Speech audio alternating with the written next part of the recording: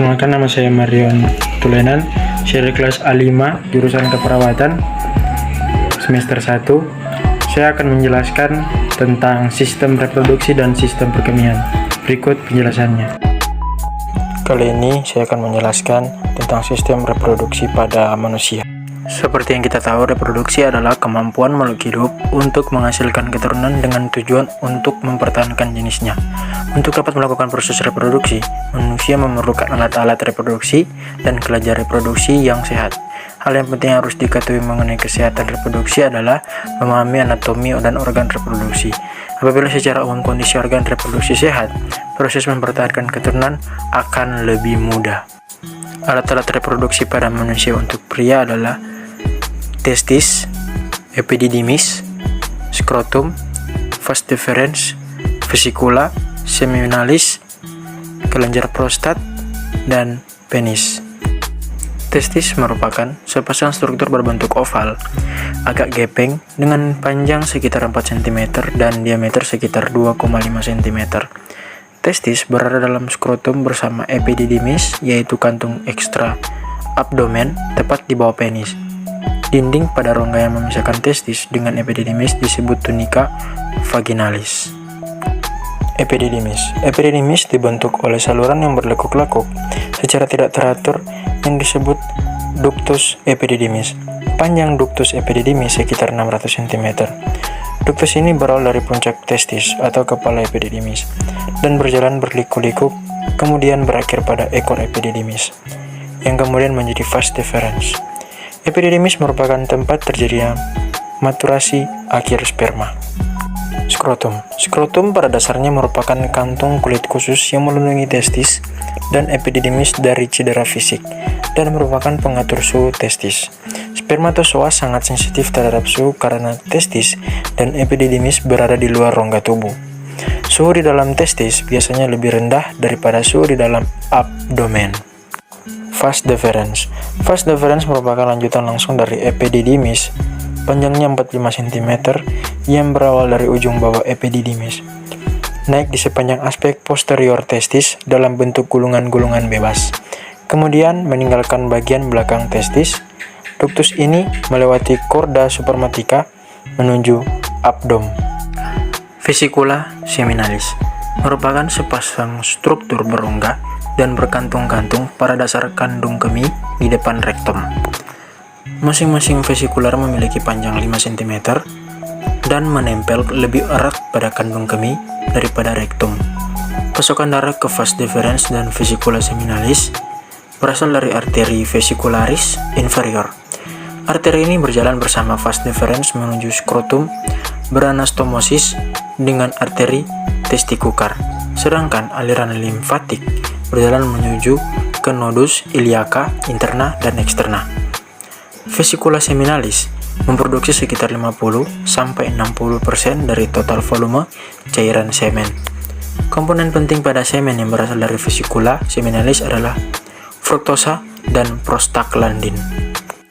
Kelenjar prostat merupakan organ dengan sebagian strukturnya merupakan kelenjar dan sebagian lagi otot dengan ukuran sekitar 2,3 kali 3,5 kali 4,5 cm. Organ ini mengelilingi uretra pria yang terfiksasi kuat oleh lapisan jaringan ikat di belakang simpsis pubis.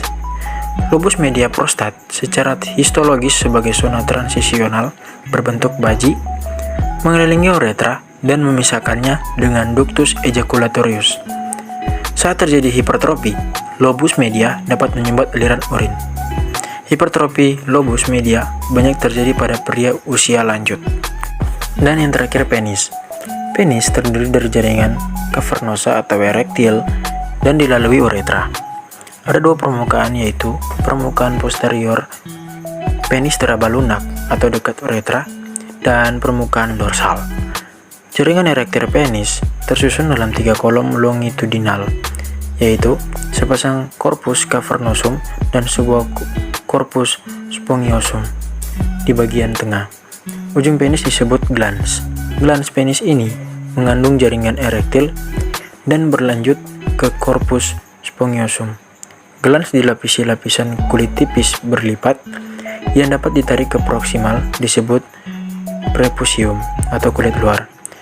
Prepucium ini dibuang saat dilakukan pembedahan atau sirkumsisi. Penis berfungsi sebagai penetrasi. Penetrasi pada wanita memungkinkan terjadinya deposisi semen dekat serviks uterus. Dan yang kedua, saya akan menjelaskan tentang alat-alat reproduksi pada manusia untuk wanita. Genitalia eksterna. Yang pertama, vulva, terdiri atas labium mayor, bibir besar, dan labium minor, bibir kecil. Yang kedua, mons pubis, atau disebut mons venaris, lapisan lemak di bagian interior simpsis os pubis.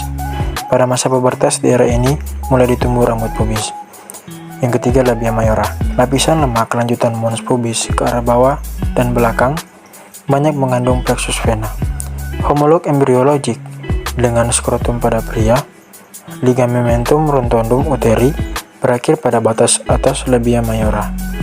Di bagian bawah perineum, labia mayora menyatu atau pada commissura posterior. Yang keempat, labia minora, lipatan jaringan tipis di balik labia mayora, tidak mempunyai folikel rambut. Banyak terdapat pembuluh darah, otot polos, dan ujung serabut saraf. Genitalia interna. Yang pertama, ovarium atau indung telur, merupakan kelenjar kelamin yang memproduksi ovum atau sel telur dengan menyeleksi hormon estrogen dan progesteron. Yang kedua, oviduk atau tuba fallopi, saluran telur, berfungsi menyalurkan sel telur ke uterus atau rahim dengan gerakan peristaltik dan dibantu oleh gerakan silia pada dindingnya. Yang ketiga, uterus atau rahim, tempat berkembangnya embrio selama kehamilan. Volume uterus mampu mengembang hingga 500 kali. Yang keempat, vagina, tempat penis pada saat kopulasi dan sebagai jalan keluar bayi pada proses kelahiran. Dan saat ini saya akan menjelaskan tentang sistem perkemihan. Fungsi sistem urinalis berupa produksi dan ekskresi urin, mengatur keseimbangan air dan elektrolit, mengatur tekanan darah oleh karena ginjal menghasilkan renin, menghasilkan erythropoietin yang berperan dalam pembentukan eritrosit. Yang pertama, ginjal. Pada orang dewasa, ginjal panjangnya 12-13 cm, lebarnya 6 cm, dan beratnya antara 120-150 gram. Ukurannya tidak berbeda menurut bentuk dan ukuran tubuh.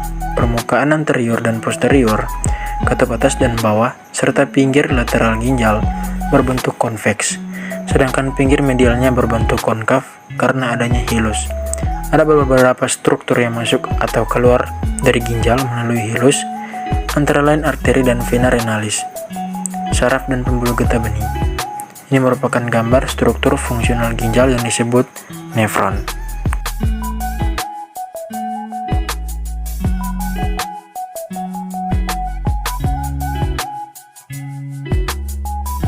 Yang kedua, ureter. Ureter adalah tabung atau saluran yang menghubungkan ginjal dengan kandung kemih. Ureter merupakan lanjutan pelvis penis menuju distal dan bermuara pada vesika urinaria. Panjangnya 25-30 cm. Persarafan ureter oleh plexus hypogetricus inferior T11 L2 melalui neuron simpatis.